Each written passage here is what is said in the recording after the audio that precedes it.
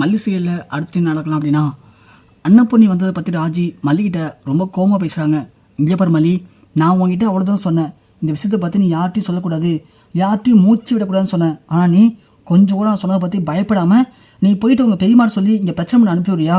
இங்கே பாரு மல்லி, திரும்ப சொல்கிறேன், இந்த விஷயத்தை பற்றி நீ யார்ட்டையும் சொல்லாத. யார்ட்டையும் சொல்லாத வரைக்கும் உனக்கு நல்லது தான். ஆனால் நீ இந்த பிரச்சனை பற்றி யார்ட்டையாவது பேசி இங்கே பிரச்சனையை உண்டு பண்ணணும், என்ன எதனா பண்ணணும்னு நீ யோசிச்சுன்னு வச்சுக்கேன். யோசிச்சுக்கிற அந்த செகண்டே சொல்கிறேன், ஒன்று நான் உண்டு இல்லாமல் ஆக்கிடுவேன். திரும்ப சொல்கிறேன், அதனால் நீ இந்த பிரச்சனை பற்றி யார்ட்டையும் பேசாத. உங்கள் பெரியமா வந்தது எனக்கு ரொம்ப மனசு கஷ்டமாக இருக்குது. நான் உண்மையில நம்பிக்கை வச்சு தான் அந்த உண்மையை அவன்கிட்ட சொன்னேன். ஆனால் நீ கொஞ்சம் கூட அந்த நம்பிக்கைக்கு உண்மையாக இல்லாமல் உன் பெரியமா வச்சுட்டு பிரச்சனை பண்ண பார்க்கறியா அப்படி இப்படின்னு இங்கே ராஜி மல்லியை திட்டி விட்றாங்க. மல்லி ஏற்கனவே மனசு கஷ்டத்தில் இருக்காங்க. ஏன்னா நம்ம விஜயை பிரிய போகிறோம், வேறு வழியே இல்லாமல் இருக்காங்க. டிவோர்ஸ் பேப்பரில் கையெழுத்து போட்டாங்க.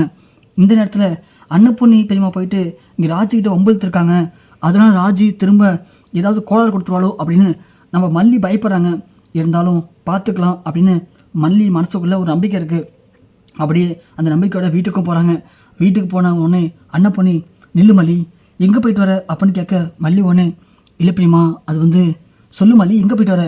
இல்லை பிரியமா, மனசு கொஞ்சம் கஷ்டமாக இருந்துச்சு, சரி அதான் கோயிலுக்கு போய்ட்டு வரேன். என்ன மல்லி, கோயிலுக்கு போய்ட்டு வரியா? எந்த கோயிலுக்கு போய்ட்டு வரேன்? இல்லை கேட்குறேன், காலையில் நீ நம்ம விஜய் தம்பி பார்க்க போன்னு சொல்லிட்டு நீ கிளம்பி போன, அதுக்கப்புறம் நீ இப்போ தான் வர. அப்போது காலையிலேருந்து நீ ஸ்கூலுக்கும் போகல, எங்கேயுமே போகல. அப்படி ஸ்கூலுக்கு கூட போத விட்டுட்டு அப்படின்னா நீ கோயிலுக்கு போன, எனக்கு ஒன்றும் புரியலையே மல்லி. இல்லை மல்லி, நீ நடந்துக்கிறது எதுவுமே சரியில்லை. மாப்பிள்ளை தம்பி இப்போ தான் உன்னை பற்றி எல்லாத்தையும் சொன்னார்.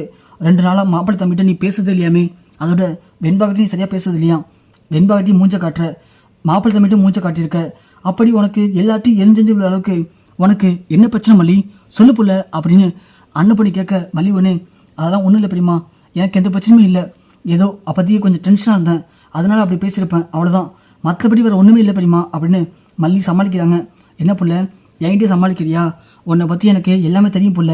நான் உன்னை சின்ன வயசுலேருந்து பார்த்துட்ருக்கேன். அப்படி இருக்கும்போது நீ என்கிட்டயே இப்படி வாய்க்குசமாக போய் சொல்றியே, அது எப்படி புள்ள? நீ சொல்கிற பொய் தான்னு எனக்கு நல்லாவே தெரியுது. நேற்று ராஜு உனக்கு கால் பண்ணா, எதுக்கு கால் பண்ணா சொல்லு புள்ள அப்படின்னு கேட்க, ஐயா பெரியமா, அவள் தெரியாமல் எனக்கு கால் பண்ணிட்டாலாம். நானே திரும்ப ஃபோன் வச்சு கேட்டேன், அதுக்கு எதுக்கு எனக்கு சம்மந்தம் இல்லை பிரியமா. நீங்களா ஏதாவது மனசப்பட்டு குழப்பிக்காதீங்க, எனக்கு எந்த பிரச்சனையும் இல்லை பிரியமா, நான் நல்லா தான் இருக்கேன் அப்படின்னு மல்லி சொல்லிட்டு ரூமுக்கு போகிறாங்க. ரூமுக்கு போனோடனே விஜய் சொல்கிறாரு, இல்லைத்த, இவளுக்கு ஏதோ பிரச்சனை இருக்குது, ஆனால் மல்லி சொல்ல மாட்றா. எனக்கு என்னமோ ராஜேஸ்வரி கால் பண்ணா நீ சொல்கிறீங்கல்ல, அதெல்லாம் வச்சு பார்க்கும்போது அந்த ராஜியால் மல்லிக்கு ஏதோ பிரச்சனை தான் தோணுது. எனக்கு ஏதோ பயமாக இருக்கத்த, எனக்கு என்னமோ ஏதோ ஆபத்து நடக்க போகாமல் தருது அப்படின்னு விஜய் சொல்கிறாரு. அன்னப்பொண்ணு, இங்கே பாருங்க தம்பி, அதெல்லாம் ஒன்றும் ஆகாது, நீங்கள் எதுக்கும் பயப்படாதீங்க, நான் இருக்கேன்ல, நான் மல்லிகிட்ட பேசுகிறேன். மல்லிகிட்ட பேசி மல்லிக்கு என்ன பிரச்சனை அப்படிங்கிறத நான் கேட்டு சொல்கிறேன். கண்டிப்பாக மல்லி சரியாயிடும் தம்பி அப்படின்னு அன்னப்பொண்ணி சொல்கிறாங்க.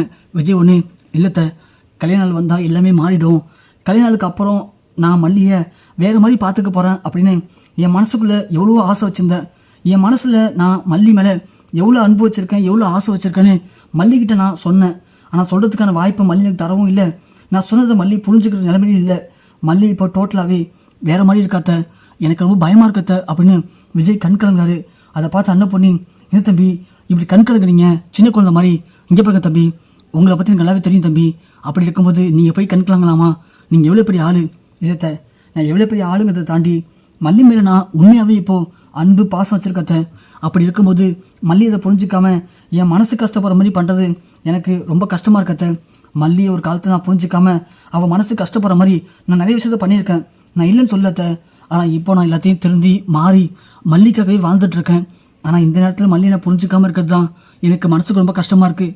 அது மட்டும் இல்லை, வெண்பா பாவம் 2 நாளாக மல்லியம்மா ஏன்டா பேச மாட்டாங்க, ஏன் பேச மாட்டாங்கன்னு ரொம்ப ஃபீல் பண்ணுறா அத்தை. அது மட்டும் இல்லை, இன்றைக்கி வெண்பாவுக்கு பேரண்ட்ஸ் மீட்டிங், கண்டிப்பாக நானும் மல்லியம்மாவும் வருவேன்னு அவளுக்கு ப்ராமிஸ் பண்ணியிருந்தேன். ஆனால் சொன்ன மாதிரி என்னால் அங்கே போக முடியல, ஏன்னா நான் மட்டும் தான் போயிருந்தேன். ஆனால் மல்லி வருவான்னு சொல்லி அங்கேயே 2 பேரும் காத்திருந்தோம். ஆனால் கடைசி வரைக்கும் மல்லி வரவே இல்லை. வெண்பா ரொம்ப வெக்ஸ் ஆகிட்டாத்த. அந்த இடத்துல எனக்கு வெண்பாவை எப்படி சமாதானப்படுத்துறதுன்னு தெரில. ஏதோ பேசி வெண்பாவை சரி பண்ணி இங்கே அழைச்சிட்டு வந்தேன். ஆனால் இங்கே வந்து நீங்கள் இப்போது மல்லி பேரண்ட்ஸ் மீட்டிங் வரலையான்னு கேட்டதும் வெண்பா அப்படியே மனசு உடைஞ்சு போயிட்டா. பாருங்கள், வெண்பா அழுதுகிட்டே ரூமுக்கு போயிட்டா. எனக்கு என்ன படுறதே தெரிலத்த, நான் எதாவது தப்பு பண்ணி தான் சொல்லுங்கத்த, கண்டிப்பாக நான் திருத்திக்கிறேன், நான் மன்னிப்பு கேட்கவும் ரெடியாக இருக்கேன். ஆனால் மல்லி இப்படி பேசுறது மட்டும் மனசுக்கு ரொம்ப கஷ்டமாக இருக்கத்த. அப்படின்னு சொல்லி விஜய் ரொம்ப ஃபீல் பண்ணி அழுகிறாரு. அதை பார்த்த உடனே இங்கே அன்னபூர்ணிக்கு மனசு ரொம்ப கஷ்டப்பட்டு, அண்ணன் தம்பி இப்படி அழகாதீங்க தம்பி, ஆம்பளை பிள்ளை அழக்கூடாது, விடுங்க தம்பி, எல்லாத்தையும் நான் சரி பண்ணுறேன், நான் இருக்கேன்ல, விடுங்க தம்பின்னு சொல்லிட்டு மல்லியை போயிட்டு அன்னபூர்ணி கேட்குறாங்க. என்னாச்சு மல்லி உனக்கு அப்படின்னு கேட்க, மல்லி ஒரு பக்கம் அழுதுட்டு இருக்கிறத பார்க்கவும் அன்னபூர்ணிக்கு ஒன்றுமே புரியல. என்னாச்சு புரியல அப்படின்னு மல்லி எழுப்பி கேட்க மல்லி அழுகுறாங்க. அன்னபூர்ணி ஒன்று ஏதோ மல்லிக்கு பிரச்சனை அப்படின்னு புரிஞ்சுக்கிட்டு மல்லியை சமாதானப்படுத்த ட்ரை பண்ணுறாங்க.